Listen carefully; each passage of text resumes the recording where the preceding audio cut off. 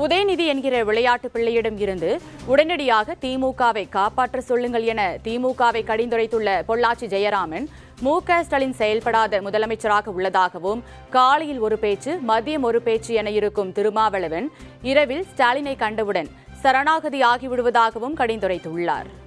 அவர் என்ன லெட்டர் எழுதினார்னு தெரியல.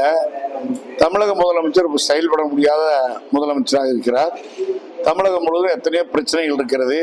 கிட்னி அதிகமாக திருடப்பட்டு ஆபரேஷன் செய்யப்பட்டது திமுக எம்எல்ஏ உடைய மருத்துவமனையில்.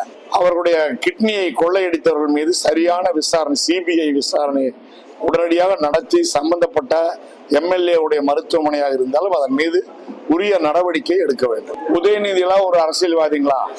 அவங்க அப்பா முதலமைச்சராகிறதுனால அவர் ஒரு விளையாட்டு பிள்ளைய ஒரு துணை முதலமைச்சராக்கி வச்சிருக்காரு. முதல்ல அவர்கிட்ட இருந்து திமுக, அவருடைய விளையாட்டுத்தனத்திலிருந்து திமுகவை மீட்டுங்க. உதயநிதியுடைய விளையாட்டுத்தனத்திலிருந்து திமுகவை மீட்டு துரைமுருகன் மாதிரி எத்தனையோ சீனியர் இருக்கிறாங்க அந்த கட்சியில. நேரு இருக்கிறாரு, அவங்க இருக்காங்க, இவங்க மூத்த கட்சி தலைவர்களுக்கு கொடுக்க சொல்லுங்க.